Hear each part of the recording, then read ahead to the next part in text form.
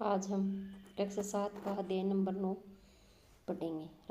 आज़ादी से पूर्व राजस्थान में सामाजिक शैक्षणिक सुधार।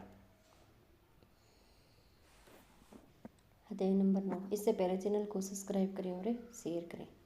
आखा तीज अक्षय तृतीया पर हुए विवाद की खबर पढ़कर जूही ने इसका कारण अपनी माँ से पूछा।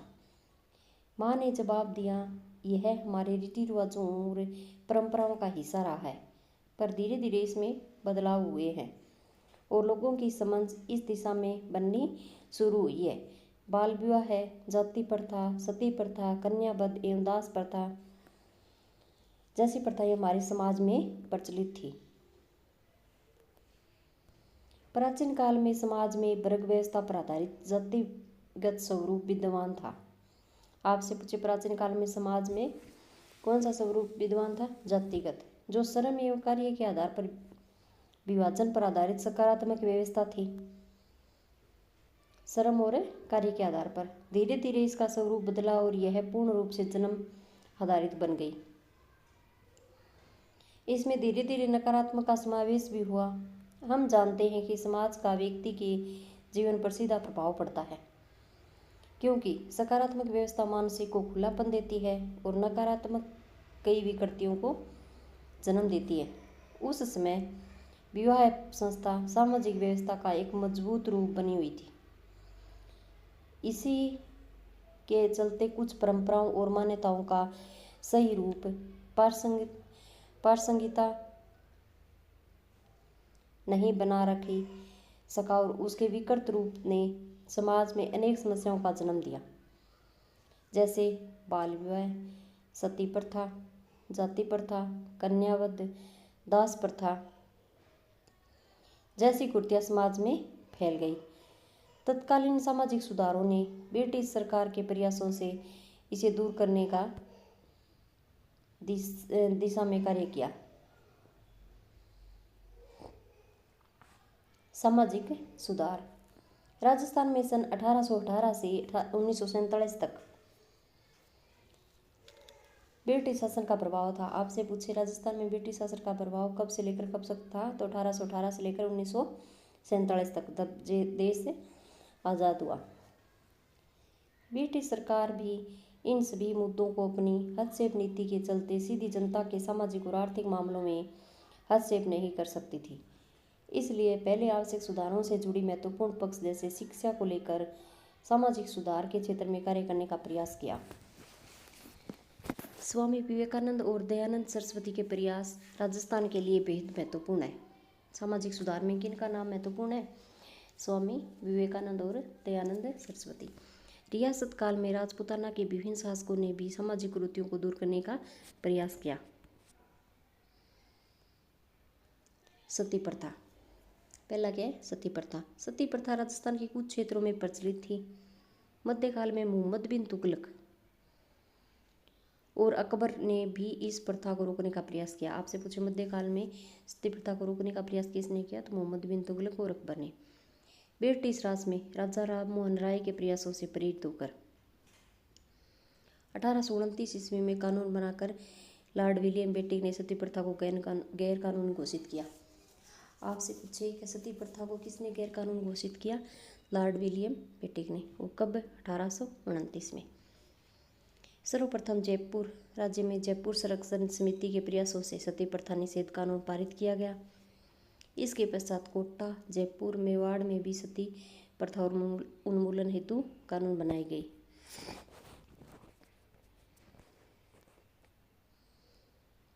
अगला है कन्यावध प्रतिबंध। राजस्थान में सर्वप्रथम कोटा राज्य में कन्यावध को गैर कानूनी घोषित किया गया। आपसे पूछे, राजस्थान में किसने सबसे पहले वो कन्यावध को गैर कानूनी घोषित किया? तो कोटा ने। उसके बाद बीकानेर, जोधपुर, जयपुर, उदयपुर, अलवर राज्यों ने इस प्रथा को गैर कानूनी घोषित किया। बाल विवाह एवं अनमोल विवाह निषेध कानून।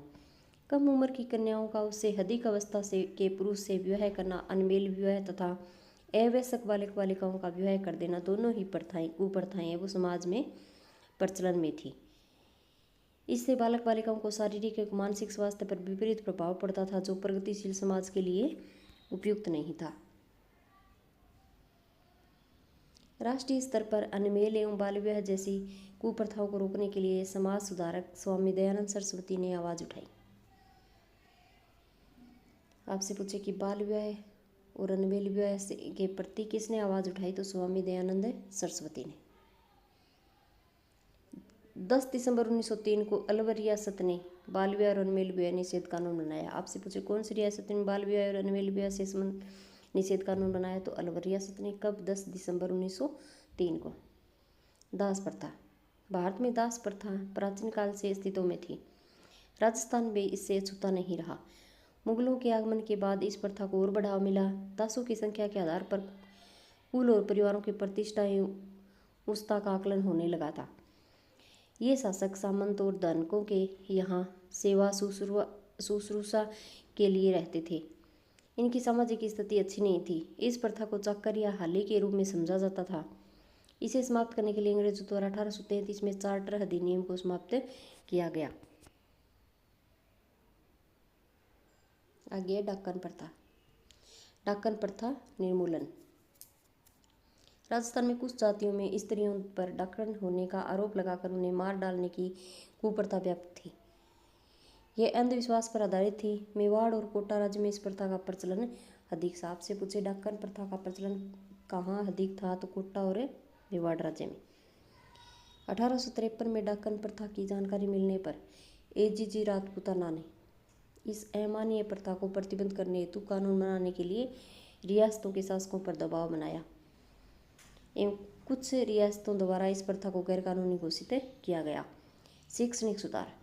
भारतीय समाज में प्राचीन काल से ही शिक्षा का महत्व रहा है। प्राचीन काल में ही शिक्षा का मुख्य केंद्र घरेलू शिक्षा या तो घर में शिक्षा दी जाती थी। गुरुकुल, विद्याश्रम, उपाश्रम, पाठशाला, मकतब, मदरसे और मठ आदि रहे हैं। परिवार प्रारंभिक और व्यावसायिक शिक्षा के प्रमुख केंद्र होते थे। राजपूताना में भी शिक्षा विभिन्न कालक्रमों में गुजरी है। ब्रिटिश साम्राज्य में 19वीं शताब्दी से पूर्व की शिक्षा को देसी शिक्षा यानी इंडिजीनियस एजुकेशन से संबोधित किया गया। इसके बाद की शिक्षा अंग्रेजी शिक्षा, पाश्चात्य शिक्षा और आधुनिक शिक्षा के नाम से संबोधित किया गया है। 19वीं शताब्दी से पूर्व की शिक्षा को देसी शिक्षा, उसके बाद की शिक्षा को अंग्रेजी शिक्षा, पाश्चात्य शिक्षा और आधुनिक शिक्षा के नाम से संबोधन किया है।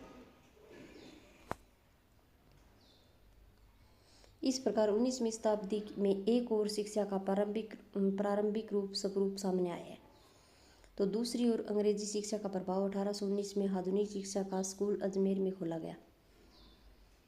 इसके पश्चात पुष्कर, नीमच एवं केकड़ी में भी स्कूल खोले गए, लेकिन लोगों द्वारा ईसाई धर्म को दी जाने वाली शिक्षा का विरोध किया।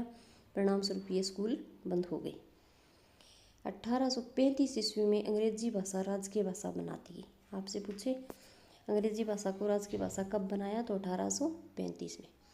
अतः अंग्रेजी शिक्षा प्रणाली का महत्व बड़ा। फलस्वरूप रियासतों में आधुनिक शिक्षा प्रणाली को अपनाने वाले स्कूल खोलने लगे।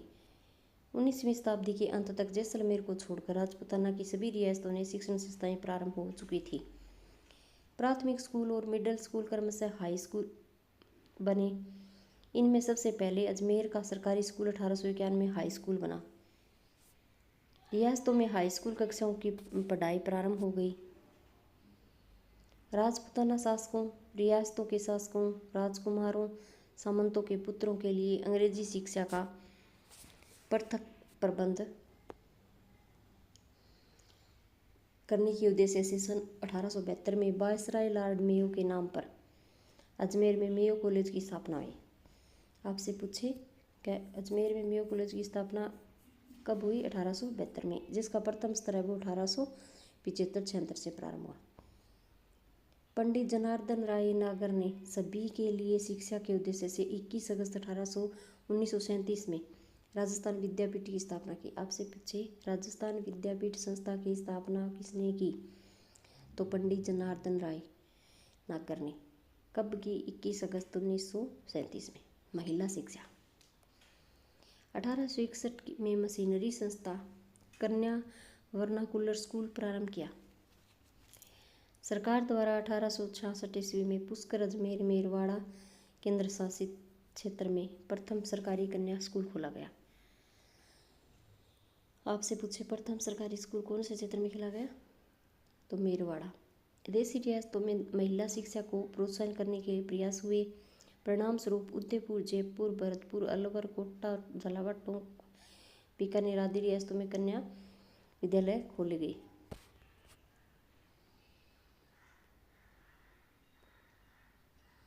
प्रमुख जननायक। राजस्थान की भूमि कुछ ऐसे जननायक भी हुए हैं जिन्होंने न सिर्फ स्वतंत्रता में अपना योगदान दिया बल्कि समाज में फैली हुई कुरीतियों को दूर करने के साथ ही स्त्री शिक्षा हेतु विशेष प्रयास किया। पहला है भोगीलाल पांड्या। भोगीलाल पांड्या को राजस्थान में आदिवासी का मसीहा और बागड़ के गांधी के नाम से जाना जाता है। यहाँ से 2 प्रश्न बनते हैं। आपसे पूछे आदिवासियों का मसीहा किसे कहते हैं, तो भोगीलाल पांड्या को। बागड़ का गांधी किसे कहते हैं, तो भोगीलाल पांड्या को। ये प्रश्न ऐसे भी पूछ लिया जाता है कि भोगीलाल पांड्या को कौन कौन से नामों से जाना जाता है, तो ऑप्शन में दे दिया जाता है। इनका जन्म 1904 में डूंगरपुर में हुआ। आपसे पूछे भोगीलाल पांड्या का जन्म कहाँ और कब हुआ, तो 1904 में डूंगरपुर में। इन्होंने बच्चों एवं प्रौढ़ों के लिए पाठशाला स्थापित की। यह पाठशाला आगे चलकर बागड़ सेवा के नाम से प्रसिद्ध हुई। नाना भाई खाट, भील, सेगाबाई, कालीबाई। डूंगरपुर राज्य में जनजागृति सेवा संघ द्वारा पाठशालाएं खोली गई। राज्य में पुलिस अधिकारियों ने नाना भाई को पाठशाला बंद करने के लिए कहा। उन्हें मना करने पर उनकी हत्या कर दी गई। नाना भाई के शहीद होने के बाद पाठशाला के दूसरे अध्यापक सेगाबाई को भी फौज ने क्रूरता से पीटा और उन्हें बांध के पीछे रस्सी बांधकर घसीटा गया।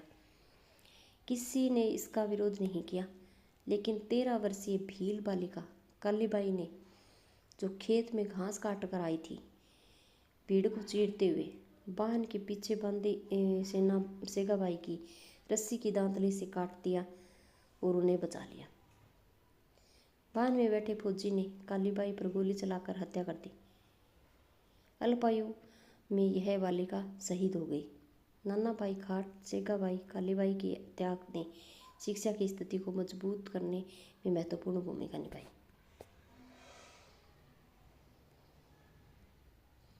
करणी सिंह। बीकानेर रियासतों के महाराजा करणी सिंह का जन्म है 1924 में हुआ। वे 1952 से 1977 तक 25 साल लोकसभा के सदस्य रहे। 1952 से लेकर 1977 25 साल तक लोकसभा के सदस्य रहे। इनके द्वारा बालिका शिक्षा के लिए सराहनीय कार्य किया गया। सह शैक्षिक गतिविधियों के उन्नयन हेतु खेल कूद, निशानेबाजी आदि को प्रोत्साहन किया और छात्रवृत्ति की शुरुआत की। आगे हीरालाल शास्त्री। हीरालाल शास्त्री का जन्म 24 नवंबर 1899 में जोधपुर, जयपुर में एक कृषक परिवार में हुआ। आपसे पूछे हीरालाल शास्त्री का जन्म कब हुआ, 24 नवंबर 1899 में। कहाँ हुआ, जयपुर में। प्रारंभ में से ही ये समाज सेवा की भावना उनके मन में रही, जिसके कारण उन्होंने जयपुर राज्य सेवा संघ का परित्याग कर दिया। सन 1929 में इन्होंने दूरस्थ और पिछड़े गांव वनस्थली में अपना कार्य क्षेत्र चुना। कौन से गांव में अपना कार्य, आपसे पूछे हीरालाल शास्त्री ने अपना कार्य क्षेत्र कौन सा चुना, तो वनस्थली। यहाँ उन्होंने जीवन कुटीर नामक संस्था की स्थापना की। किस नाम से संस्था की स्थापना की, जीवन कुटीर, जहाँ सामाजिक मानसिक ग्रामीण कार्यकर्ताओं को रोजगार और ग्रामीण क्षेत्र की पुनर्रचना हेतु प्रशिक्षण शुरू किया। आगे चलकर प्रजामंडल में भी सक्रिय रहे। 1948 में जयपुर स्टेट के एवं 30 मार्च 1949 को राजस्थान के प्रथम मुख्यमंत्री बने। आपसे पूछे राजस्थान के प्रथम मुख्यमंत्री कौन थे, हीरालाल शास्त्री।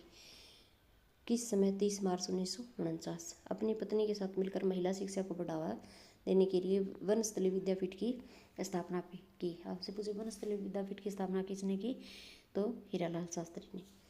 रतन शास्त्री। रतन शास्त्री को महिला शिक्षा के क्षेत्र में उल्लेखनीय योगदान देने वाली महिला के रूप में जाना जाता है। इन्होंने वनस्थली विद्यापीठ की स्थापना की। यह कौन थी, हीरालाल शास्त्री की पत्नी थी। महिला एवं बच्चों की शिक्षा के क्षेत्र में उल्लेखनीय कार्य करने के कारण इन्हें कई सम्मान मिले, जैसे पद्मश्री, पद्म भूषण, जमुनालाल बजाज अवार्ड प्रमुख। आपसे पूछे पद्मश्री रतन शास्त्री को कौन से सम्मान से सम्मानित की गई है, तो पद्मश्री, पद्म भूषण और जमुनालाल बजाज।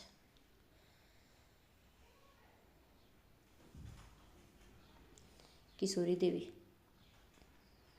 किशोरी देवी स्वतंत्रता सेनानी एवं सामाजिक कार्यकर्ता थी। 1938 में इनके पति श्री सरदार हरलाल सिंह वहाँ के जागीरदार ने झूठे मुकदमे में फंसाकर कारावास में डाल दिया गया। इसके खिलाफ किशोरी ने आंदोलन चलाया। महिलाओं का समय मनाकर कटरा तहसील में सम्मेलन भी किया। महिलाओं के उत्थान के लिए समाज सुधारक और स्वतंत्रता आंदोलन में भाग लिया। मामा बालेश्वर दयाल 10 मार्च 1905 को जन्मे मामा बालेश्वर दयाल है वो सामाजिक कार्यकर्ता के रूप में प्रसिद्ध हुए। इन्होंने भील जनजाति विशेष राजस्थान एवं मध्य प्रदेश के लोगों के लिए काम किया। इसके लिए जल, जंगल और जमीन आंदोलन चलाया गया। आगे शब्दावली। उन्मूलन होता है समाप्त करना। प्रबुद्ध, बुद्धिजीवी या ज्ञानवान। आगे अभ्यास प्रश्न। अभ्यास प्रश्नों के जवाब आपको क्या करने, कमेंट में देने।